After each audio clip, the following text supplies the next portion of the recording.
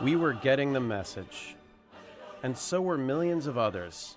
These guys spread Friedman's free market gospel by any means that they can, like speaking to Congress, viral videos, and guest spots on Sunday morning talk shows. They claim to have derailed the Kyoto Protocol and to have helped destroy regulation around housing, banking, energy, and the environment. They agreed to meet pretty much anyone with a camera, even us. You see there's a blue screen behind you. Mm-hmm. What would you like to be put in front of? A planet Earth. Oh, cool, a blue screen. I'd say the Jefferson Monument. How about Jefferson Memorial? It's more... It's already taken. Oh, it is taken. Somebody asked for that already. I'm sure you have a good backdrop of Washington. Don't put me in front of anything in Washington. I hate Washington. Put up a scene in outer space or something, you know? I would say a world in which man is treated as an end in himself rather than a tool to be manipulated by those with political power. How can we represent that? Is there a single image or a series of images? I think that the images are of men, just the prosperity of free men following what their hearts and desires lead them to. I think you can find that. That sounds good.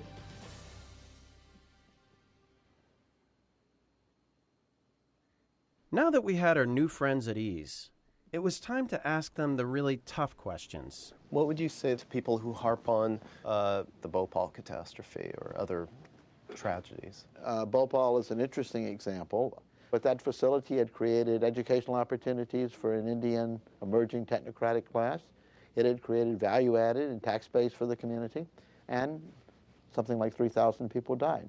That's a tragedy, but there are always risks of going into the future. There are always risks of going into the future? For thousands of people in Bhopal, there was no future. At least the Jonestown suicide cult killed only themselves. The free marketeers seemed willing to put everyone else at risk.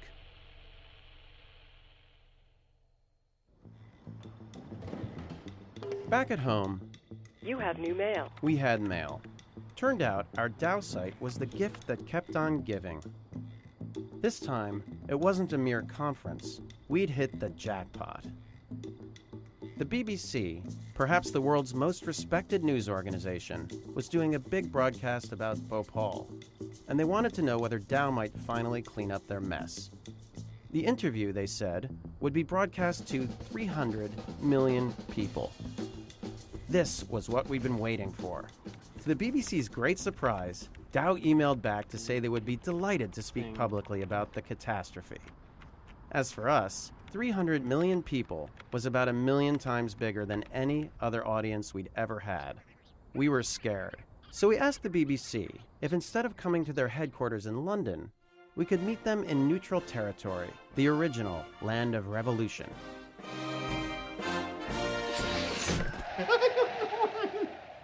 Are you a little nervous? I'm so nervous. Oh, God. It's like going to the guillotine.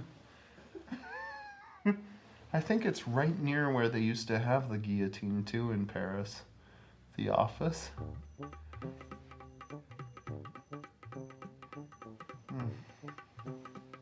Yeah, I think it's the biggest thing we've ever done. This.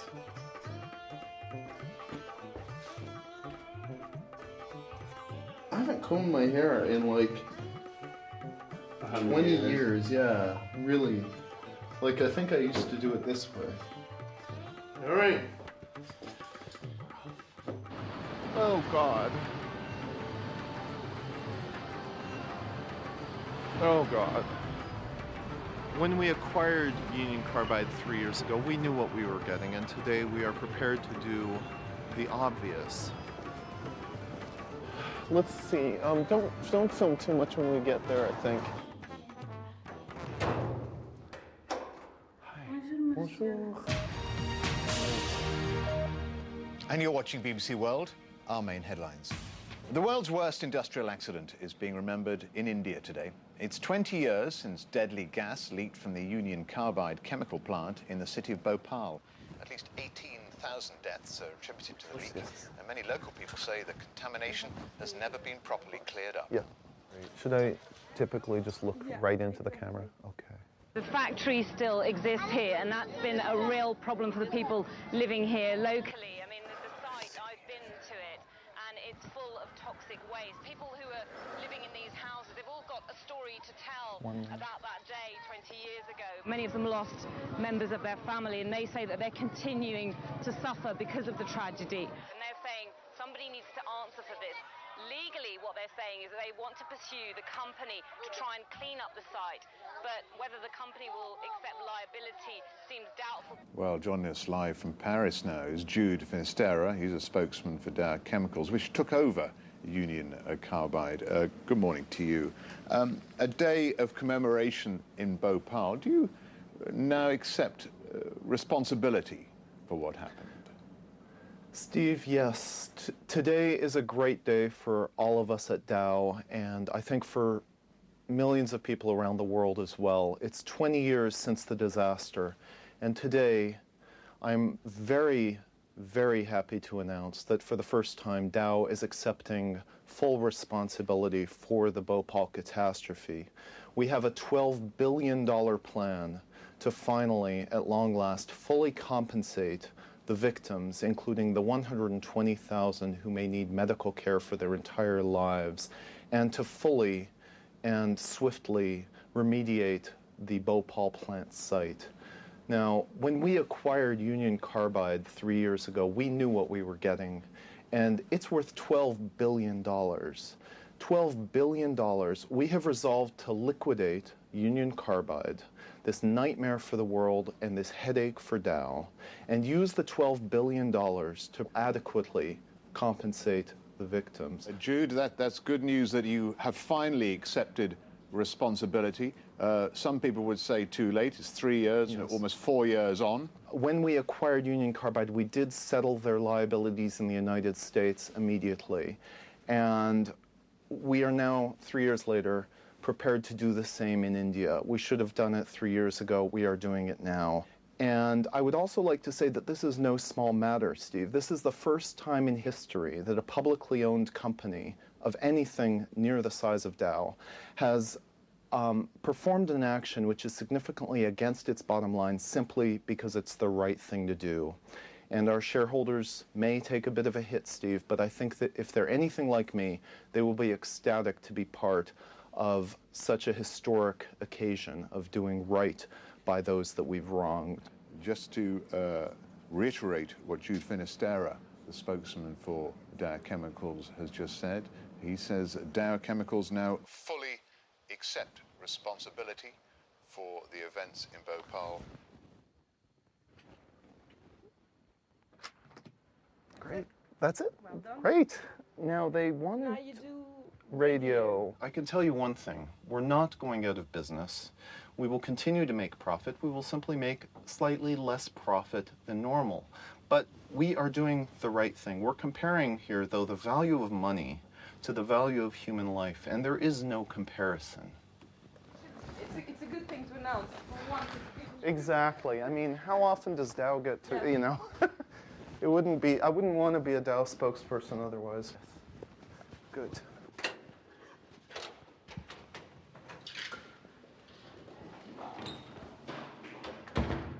Oh my God. Oh my God. I'm gonna have a serious nervous breakdown now.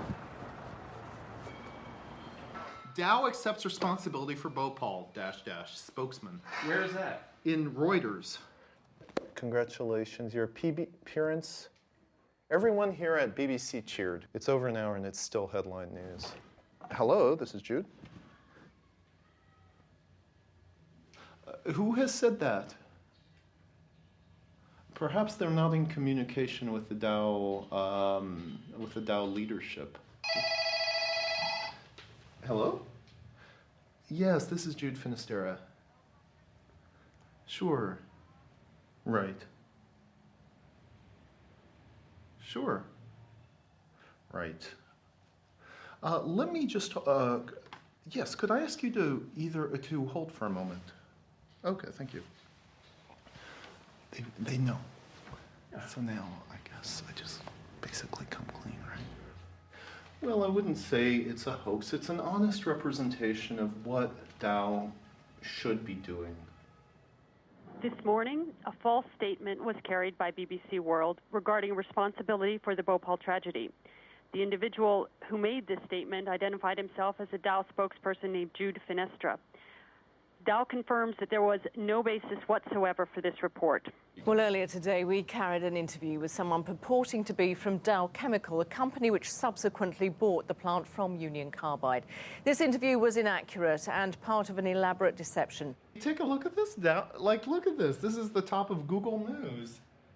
Dow said on Friday there was no basis whatsoever in a BBC World report saying it had accepted responsibility for India's Bhopal disaster. That's a funny sentence. The hoax was an elaborate one involving a fake website. Dow Chemicals was quick to issue a series of statements denying all knowledge of Jude Finestra. Also tonight, backtracking because of this man. We're going back to the BBC television studio right now that we were at this morning because they want to talk to us. Thought, well, okay, what do they want to know? Well, let's go see. So your real name is Andy, right? Yeah. Hello. When did Sorry. When did it occur to you to pull this off? It didn't occur to us at all. We got contacted by you guys. You also have the Dell share price. Yeah, I did hear that. Has it gone back up? Or? Well, the prank, which briefly knocked 3% off Dow shares, comes 20 years to the day after the chemical leak from the Union Carbide plant in Bhopal. Today's unlikely corporate humiliation of a US chemical giant was all about reminding the world that Bhopal remains